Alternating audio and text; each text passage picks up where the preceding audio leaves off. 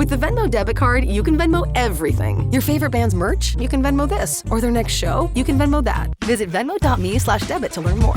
The Venmo MasterCard is issued by the Bancorp Bank N.A. pursuant to license by MasterCard International Incorporated. The card may be used everywhere MasterCard is accepted. Venmo purchase restrictions apply. In case you haven't heard, it's officially in Abercrombie summer.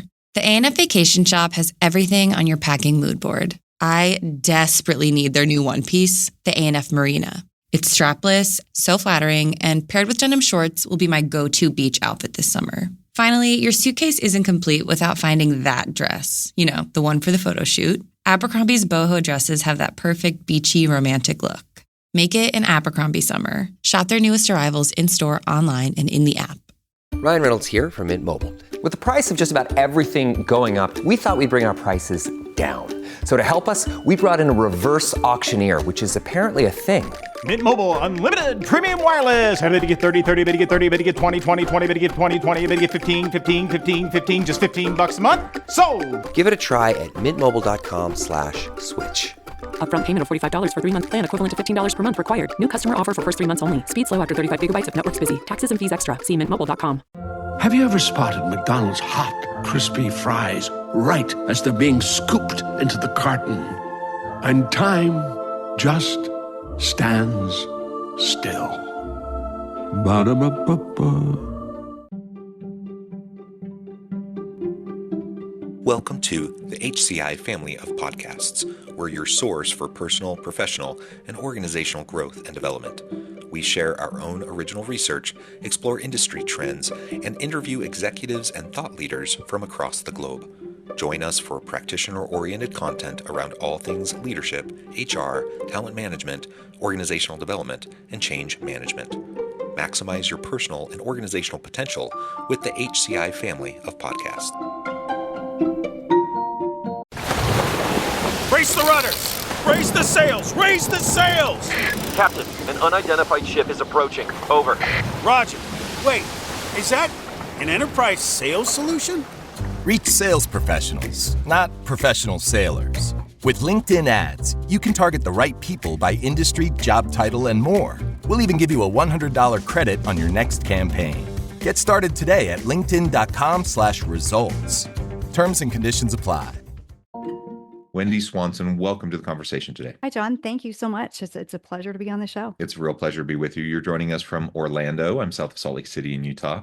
And today we're going to be talking about the DNA of leadership, how leadership can be measured, what leadership really is, some of those different aspects we're going to try to unpack together in our conversation today. As we get started, I wanted to share Wendi's bio with everybody. Wendi Swanson is an internationally recognized strategic leadership consultant, facilitator, and program developer with a focus on unleashing the heartbeat of every organization, its people. Through authenticity and intentionality with a little edge, Wendi encourages a human-centered approach to growth, dials down on change systems, and redefines what it means to be a leader. Wendi gets to the heart of change by working directly with management and frontline to create growth at all levels of the organization. She has delivered workshops on talent acquisition and development, performance management, organizational and individual growth, and leadership for mid to large size companies across the globe. She has worked with companies such as Godiva Chocolatier, Best Buy, Yankee Candle, Ashley Furniture, David Yurman, New York, Lazy Boy, Home Furnishings, and many, many more. I could go on and on, Wendi, but I'm going to pause there. Anything you would like to highlight by way of your background or personal context before we dive on into the conversation? I think that covers it, John. Thanks. Wonderful. Well, really, you have a tremendous background, and I'm excited to get your take on this idea of the DNA of leadership. And perhaps before we really dive on in, I want to start by just dispelling this idea of kind of the great man idea of leadership. Like you have in the world of leadership and leadership theory and leadership archetypes and such. People often think of like the 6'6", guy that walks into the room and has a commanding presence, and everyone's eyeballs turn to him, right? And so there's kind of that tends to be called the great man kind of philosophy around leadership, and like you're born with all of these traits and characteristics, and you have that charisma and literally you're tall and good looking and you're a man and all of these things, right? So that this is kind of the stereotype that persists in the minds of many people. But when we're talking about the DNA of leadership, we're not talking about any of that. Like, let's throw that out the window. Let's do. That's not what we're talking about. And we're going to talk about what really matters in fostering leadership within ourselves, our ability to lead others, and how we can measure that within ourselves and others. Yeah. John, I'm so glad that you started there because I don't know about you, I'm grateful that leadership is evolving. Yeah. I think back to exactly what you're talking about in this. I call it title leadership. Yeah. Back in my day, you were a leader if you were the CEO, if you were, it was all about title. And as leadership begins to evolve, I think about my background, and I make myself sound so old. I'm not, I'm 56. I graduated from college with a business degree. And John, leadership wasn't even offered as a course of study because it truly was. You're either born a leader or not. And I like to make the joke really in the comparison of, is somebody born to be a surgeon? No, it's learned. And there's a educational process and there's great responsibility. And guess what? You operate on a bunch of cadavers before you actually get to be in the operating room. Thank goodness for those of us who have had surgeries, before you actually get a real patient. And so, leadership was just this, you're born or you're not. And I think about a surgeon and you're not either born a surgeon or not. I mean, it takes, number one, an interest. It takes a willingness to assimilate the information, education, to practice. And had we have started to think about leadership like that years ago, I just wonder if as we navigated through this, one of the most difficult times in the workplace during COVID, would we have been in a different place? And I can't answer that question. I just am grateful that leadership is not title. It's not the big man picture that so many of us have had. And I'm grateful that now, even today, you can get a doctorate in leadership strategy. And, there's all kinds of sexy titles. Bottom line is, there's a lot of leaders out there that are saying, I want to get better, which I'm grateful for that. Well, me too. And everything I said, it's not to say that you can't have a 6'6" charismatic man be a great leader. Like, obviously, they could be a great leader too, right? Sure. But you could also have, a 4'11", woman be a great That's leader. me. In Thank you. Yeah. Are you a 4'11"? So like, No, I'm actually, so I'm 5'1", so I 5'1". missed 5 feet. So Yeah. I'm a university professor, and literally our university president, I don't know actually how tall she is, but she's quite short. She's Filipino, and she's probably like 4'10", honestly. And she's one of the most brilliant, powerful, dynamic people I've ever met, right? And so, like, literally, there's the whole range, the whole spectrum. And she also, just to highlight my university president, she categorizes herself as an introvert, right? So historically, you have to be charismatic and extroverted and, blah, blah, blah, blah, blah, all these different kind of stereotypical characteristics. And that's not to say she can't get out in front of people and she can't talk and blah, blah, blah. But yeah, she characterizes herself as an introvert, someone who recharges in a different way. Right. And that kind of flies in the face of, what historically people thought. Now, to your point, thankfully, we have leadership studies. And in fact, I'm the department chair in the organizational leadership department where we have leadership studies and things like that. But even though we have that, there are plenty of people, even at the university or in the community, in local business, who don't feel like it's something that needs to be studied. They feel like, to this day, they feel like it's just something that you just do, like you just by virtue of becoming, a founder or a CEO, all of a sudden you are a leader, you become a great leader. And we know better, right? There is position power, there is position leadership, but that doesn't mean it's good, you know, That's right. you can be a leader and be a crappy leader, I guess is what I'm saying. And so we want to help people learn how to be good leaders. We want them to learn how to be healthy, productive leaders, people who can empower those around them. And that's a different thing, right? Yeah. John, I was talking to one of my dear friends and a mentor of mine, Bruce Herskovitchy, last week. And he's just this brilliant leader. And, I have seen him grow and he's seen me grow over the last, 20, 25 years. And as I was listening to him, I said, Bruce, you've got to be an executive coach because our leaders need what you have to offer. You are just brilliant.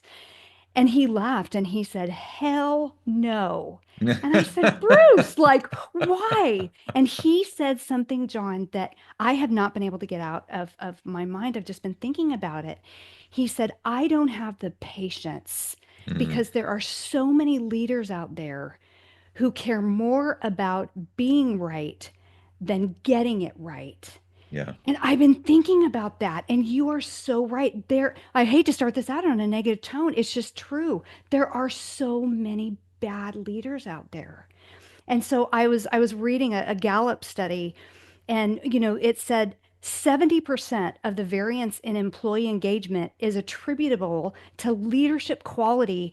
And John, only 21% of US employees strongly agree that they trust their organizational leadership. Yeah. Yeah. Like, And trust this is everything. Trust is sad. foundational to everything, And if I right? don't trust my leadership, 33% of the labor force didn't come back after COVID.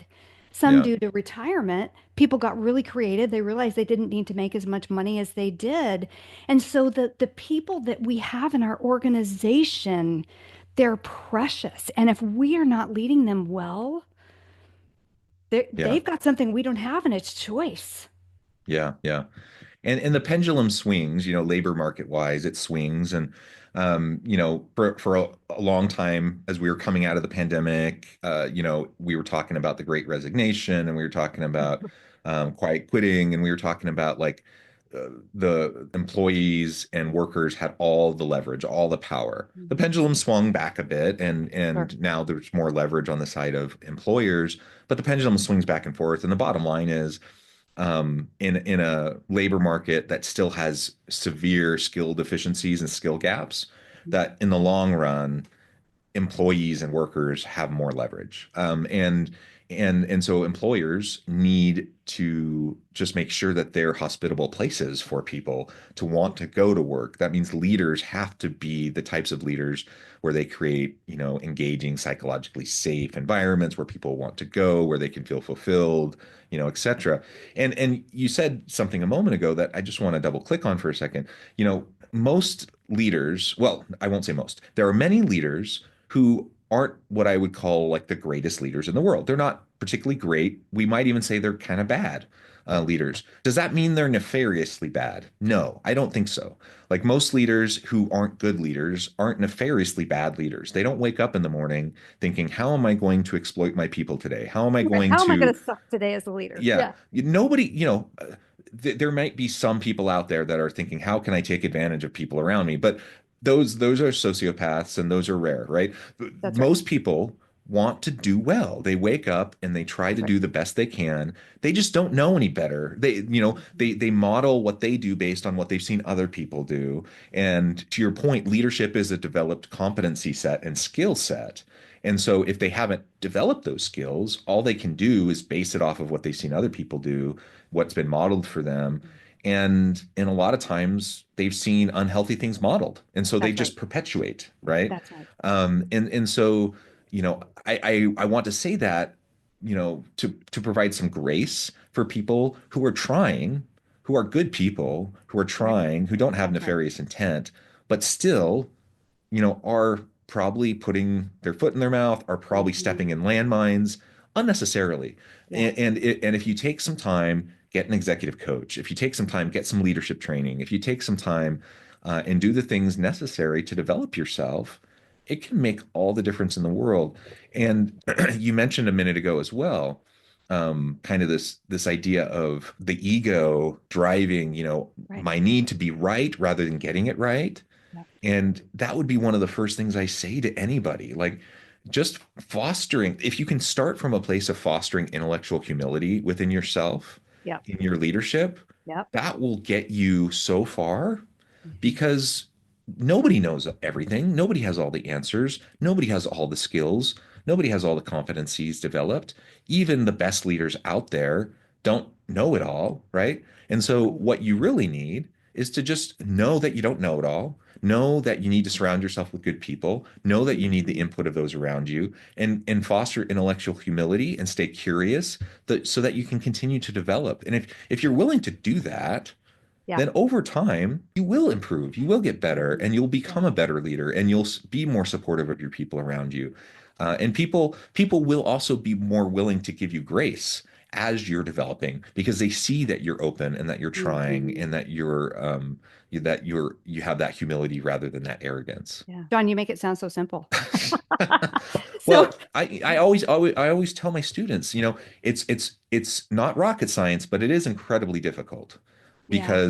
because everything that we're talking about, it requires consistency, and consistency is hard, and Well, it kind of runs counter to much of kind of our human nature, right? that's right. Yeah. And I'm so grateful that humility and empathy and curiosity and some of those things have started to become essentials in leadership characteristics. Strategy, yes, and you can hire somebody to do that, and software can help you do that, and AI can, there's just this whole gamut. And so, when I opened my business in 2016, which was primarily focused on developing leaders, still is. I still do a lot of work with retail. Retail has really been the first part of my career. And what happens in retail, and we probably all know this, I'm a salesperson. And this actually happened to me. I'm 15 years old, and I become a really great salesperson at 16. And at 17, they promoted me to assistant manager. Why? Because my assistant manager had quit the morning before. And so, our best salespeople become our managers. And John, you know this as well as I do. The best managers are not usually the best salespeople. And what happens is, if I'm the best salesperson and I get promoted, there's very little training in retail. I mean, you got to just figure out how to do the schedules and how to do the inventory and how to do the training and the recruiting and all of the things. And yet still, what I'm really good at is being a great salesperson. So what happens is, I'm a great salesperson and now I'm the manager. I don't know how to delegate. Delegation, what's that? And so I'm doing it all. Well, eventually this person continues to get promoted up the chain. And then eventually, what do we have? We have a leadership team that has gotten there not by developing themselves necessarily. They've learned from trial and error. They've muscled it through.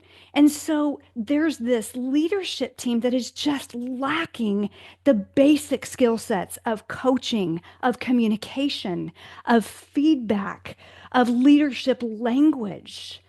And so, I just stopped before I opened my business and went, there is not a shortage in information. Like what you just said, we know what Right. leadership Yeah. looks like. We know that leadership can be measured, and it's measured by followership. I love what oh my goodness, I will think of it in a minute. Anyway, John Maxwell, thank you very Mhm. much. So Yeah. John Maxwell says, if you want to know if you're leading, just, one day take a walk, stop and look back. Is anyone actually following you? And if they're not, you're Right. not leading. You're just simply taking a walk. So we know that the measurement of leadership is followership. And so when you get to that level of leadership and you stop and you look back and you go, are people following me because I am their CEO? Or are people following me because they are inspired and they want my influence and they trust me? And there's just this whole new leadership language that, quite frankly, John, I'm really excited that we're finally at the place that we are. Yeah, and you're absolutely right. We've come a long, long way, you know, um, certainly, over previous generations, but even just in the last decade or two, since I've kind of been working in this arena, we've come so far, and it's awesome to see where we've come. But on the other hand, I also see, there are always pendulum swings, Mhm. and where we are at, currently, from a kind of socio-political standpoint, where organizations are wrestling with, currently within that environment and trying to figure out what they're going to be doing, and in responding to that environment. It raises a whole bunch of challenges, right? And issues, and how are leaders going to respond? And so we're today, I think, in need as much as ever, perhaps more than ever, or at least more than in recent generations, in need of like really good, strong, effective leaders, people that are able to respond to a complex, ever-changing, challenging environment, people who have courage, integrity, people who are willing to stand up for the marginalized, and again, nothing I'm saying here is new. Nothing I'm saying here is rocket science. This is all stuff people have said 1,000 times, but it's worth saying over and over and over again, because we see plenty of examples where it's not happening. And if it's not happening consistently, then that means there's still tons of work to do. Well, and that's the most common question that I get is we have all of this information available to us more than we've ever had. And so why are we only at 28% of employees who are saying, I believe my leader's okay. The rest of the 72% are saying no, 82, whatever that number is, right? They're saying no, I don't believe it. So we have more information than we ever have. And I think, when we look down at root cause and how are we going to get that 28% to 30% that believe that their leaders are great and 40%. And my approach, John, is I am really passionate about providing experiences that catapult immediate change rather than lecture that provides information. I mean, we have proved over and over information is not implementation. And, Yeah. that old adage, knowledge is power, it's just not true. I don't think it's ever been true. Applied knowledge is power. And Mm. so when I work with leaders, where I start is awareness. Because leaders look at their organization and they go, I don't understand why we're here. And I do this experiential exercise that is powerful with ELT teams.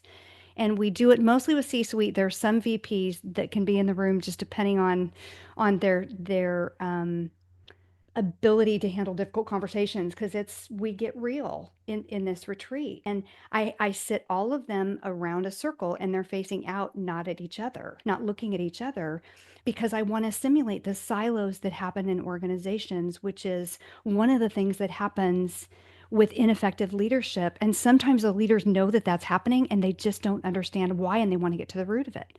Mhm. So what I do is I have each of them, as they're not facing each other and they're experiencing silos, I give them flip charts and I put them in different rooms and I say, okay, I need your top 3 priorities this year. What are you going to do? What are you going to accomplish? We come back, marketing posts theirs. And, nobody has seen this up until now. Marketing posts theirs. And you're smiling, you know exactly what's going to happen. Operations posts theirs. Finance posts theirs. We go all the way through the departments. And I look over at the CEO and the CEO is just like, how did we get here?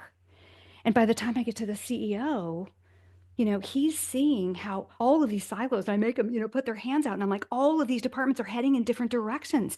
So I have them say, what's falling through the cracks if all of these departments are out of alignment, because this is where we need to go. And if we do this, we're nowhere near this. And so when each of those leaders can experience how out of alignment we are versus me standing up and saying, hey, you're out of alignment. They're like, no, we're not. Yes, you are. Right. It becomes a debate. And so as we can help leaders with awareness, not only as to where they are, more importantly, to do root cause, why are they there? And then they experience. Now we have a starting point because we've all experienced the gap versus me coming in and saying, hey, here's the gap. And they go, you know nothing about my business. Not only are they often out of alignment, like you just illustrated, but often they end up competing. Yeah, like their goals Right. are competing one Marketing's with more another. important. Yeah, Marketing and so sales are always like, it's marketing's fault. No, it's sales fault. yeah, and so yeah, and again, to reiterate what we were talking about earlier, it's not like they all don't have the best interests of the organization at That's right. heart, right? They just have different lenses. And because they have completely different lenses, and because they're not talking to each other, they have totally different perspectives on what's going to drive the organization forward. And unless there's a way to bring them together, to have those collaborative conversations, unless there's leadership to help facilitate that, that's always going to happen. Right. And sometimes they just need to experience that because, they listen to a great podcast like yours. They, listen to a TEDx. They, they're just not there yet with the awareness piece until they actually experience it. And I think that's where, we go from being out of alignment to bringing that together and moving forward is that experience and awareness. Yeah, absolutely. Well, Wendi, this has just been a super fun conversation. I note the time, and I'm going to need to let you go here in a minute. But before we wrap things up, I wanted to give you a chance to share with the audience how they can connect with you and find out more about your work, and then give us the final word on the topic for today. Yeah. Okay. My information, I think, will be in the show notes, right, John? Mm-hmm. Okay. So I would say you're welcome to email me, pick up the phone and call me. If I can't, get back with you that day, my commitment is within 24 hours, I will call you. Because I love to have these conversations and I'm just passionate about the opportunities that are out there. And I would just say to your listeners, leadership is learned. And so, whether you do a leadership assessment, I'm a huge DISC fan. The place to start is to objectively assess where am I? Because if you know where you are and you know where you're going, you think about navigation, it's always going to ask you two places. Where are you going? And then, there may be a couple detours in there because there's a road closed or a challenge. Bottom line is, if you know where you are, we can help you know where you're going and map the course. And I think, it's just a great place to start to get aware. And once you're aware, we can do anything together. So I would love to help your listeners with assessing where they are and putting together a plan forward. I love it. I love it. Wendi, thank you so much. It's been a real pleasure. I encourage the audience to reach out, to get connected, find out more about what Wendi can do for you. Check out her many wonderful resources. Check out her podcast. And as always, I hope everyone can stay healthy and safe, that you can find meaning and purpose at work each and every day. And I hope you all have a great week.